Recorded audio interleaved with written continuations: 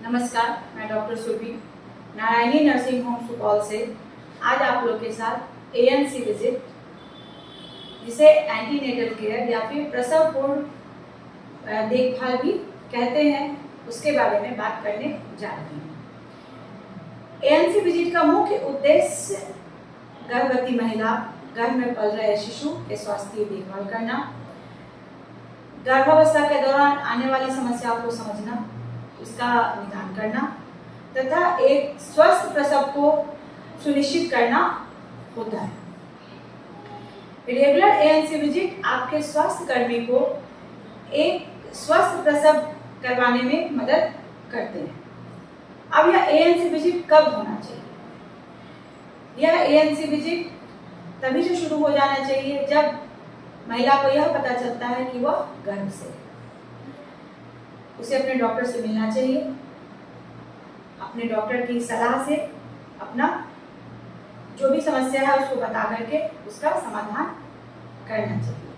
अब यह कैसे होता है? जब एक गर्भवती महिला अपने डॉक्टर के पास जाती है तो उनके जो डॉक्टर है वह उनसे कुछ सवाल पूछेंगे, जैसे यह पहली गर्भावस्था है या पहले भी और बच्चे हैं।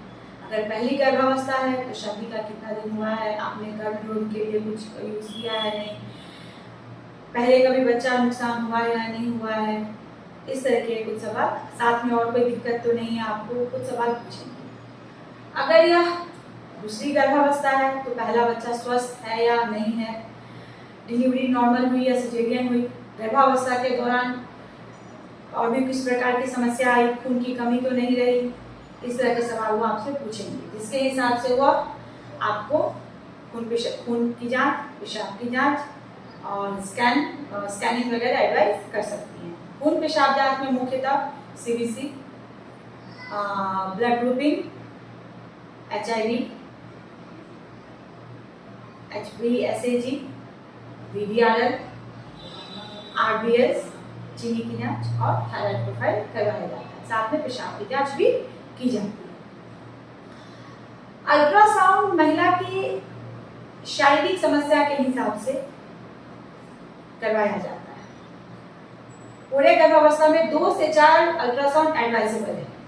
उसके अलावा अगर महिला को किसी प्रकार की समस्या है या गर्भ में पल रहे शिशु को किसी प्रकार की किसी चीज से खतरा हो सकता है तो फिर उस केस में यह और भी करवाया जाता है। पहला जो स्कैनिंग है मुख्यतः जिसे डायबिटीज स्कैन कहा जाता है वो पहली तिमाही में करवाया जाता है। फिर दूसरी तिमाही में 16 से 21वें हफ्ते के बीच करवाया जाता है। फिर उसके बाद 26वें हफ्ते में करवाया जाता है। फिर 34वें हफ्ते में करवाया जाता है। इसकी संख्या कम या ज़्यादा महिला के शारीरिक लक्षण के अनुसार से कम या ज़्यादा हो सकती है। साथ में उनका वैक्सीनेशन हुआ है या नहीं हुआ है। अगर यह पहली गर्भावस्था है तो उन्हें 2 टिटनेस के डोज लगाए जाएंगे। टीडी के जिसे टीडी कहते हैं, टीडी टिटनेस और डिप्थीरिया का कंबाइंड वैक्सीन। अगर ये दूसरी गर्भावस्था है तो पहला बच्चा अगर 3 साल से कम उम्र का है तो 1 बूस्टर डोज लगेगा, और अगर पहला बच्चा 3 साल से ज़्यादा उम्र का है तो फिर उन्हें 2 डोज लगाए जाएंगे। साथ में उन्हें खान पान की सलाह दी जाती है। पहली तिमाही में फॉलिक एसिड का सप्लीमेंटेशन बहुत ज़्यादा जरूरी रहता है, जो गर्भ में पल रहे बच्चे में किसी प्रकार का शारीरिक विकार उत्पन्न और मानसिक विकार उत्पन्न होने से बचाता है। दूसरी तिमाही से आयरन कैल्शियम का सप्लीमेंटेशन शुरू हो जाता है। साथ में खान पान में हरी सब्जियाँ, पत्तेदार सब्जियाँ, फल, दूध, दही, दाल, बीन्स, इन सब को लेने के लिए प्रोत्साहित किया जाता है। बाहर की खाने की चीज़ों को अवॉइड करने कहा जाता है। पानी की मात्रा ज़्यादा लेनी होती है, नींद भरपूर लेना होता है। कुछ शारीरिक व्यायाम करने के लिए एडवाइस किया जाता है, जो नॉर्मल डिलीवरी कराने में मदद करता है। इस तरीके से कुछ एडवाइस उन्हें खान पान से लेकर के और दिनचर्या में के लिए दिया जाता है। उन्हें भावनात्मक रूप से भी उन्हें समझाया जाता है कि हाँ, गर्भावस्था में शरीर में इस तरीके के बदलाव आते हैं जो हर किसी महिला को, किसी को कम किसी को थोड़ा ज़्यादा बदलाव हर किसी को महसूस होता है। उसी के हिसाब से उनका फिर साथ में एडिशनल ट्रीटमेंट किया जाता है। अब गर्भावस्था के दौरान क्या क्या समस्याएं आती हैं? एक तो पहली तिमाही में एक बहुत कॉमन समस्या है बहुत ज़्यादा उल्टी होना। बहुत ज़्यादा उल्टी होने से महिला शारीरिक रूप से काफ़ी कमज़ोर हो जाती है। उनके खान पान को उनको बचता नहीं है, और जो खाएंगी उल्टी हो जाएगा, उन्हें ब्लड प्रेशर लो हो जाएगा, कमज़ोर फील करेगी, चिड़चिड़ापन रहेगा, नींद आएगा, ये सब समस्या उनको रहती है।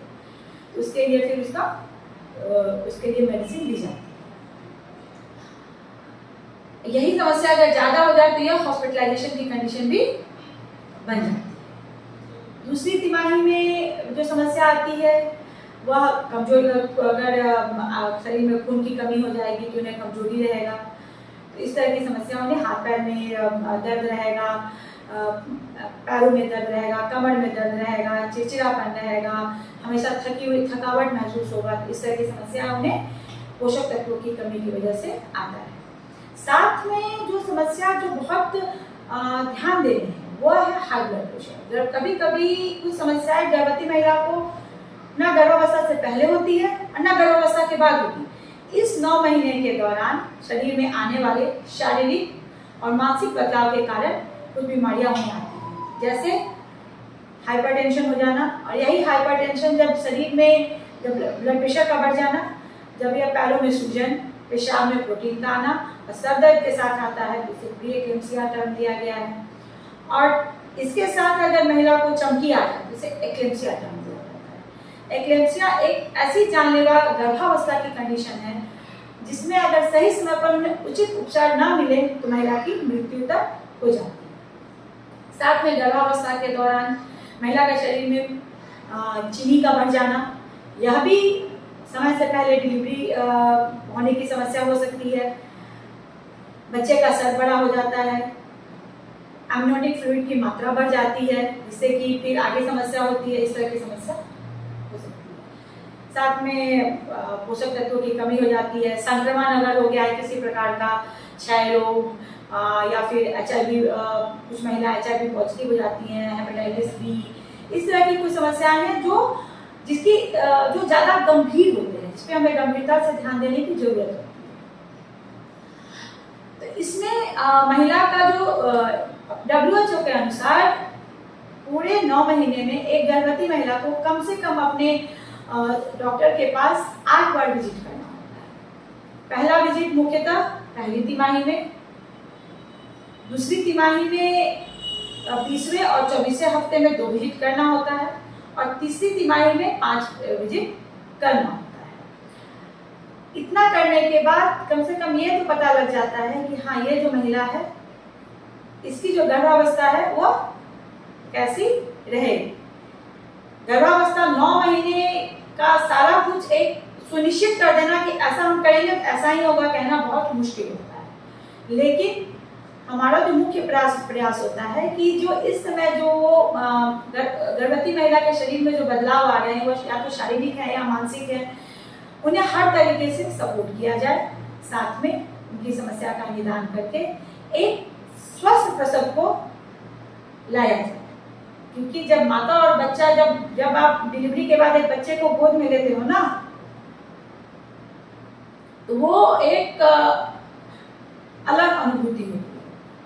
वहां तक पहुंचने के लिए ये सबकी जिम्मेदारी है, घर वालों की, स्वास्थ्य कर्मी की, साथ में महिला के खुद की, कि वह इस 9 महीने के दौरान महिला के स्वास्थ्य का पूरा ध्यान रखे और एक स्वस्थ महिला और एक स्वस्थ बच्चे को अपने घर लेकर जाए। धन्यवाद।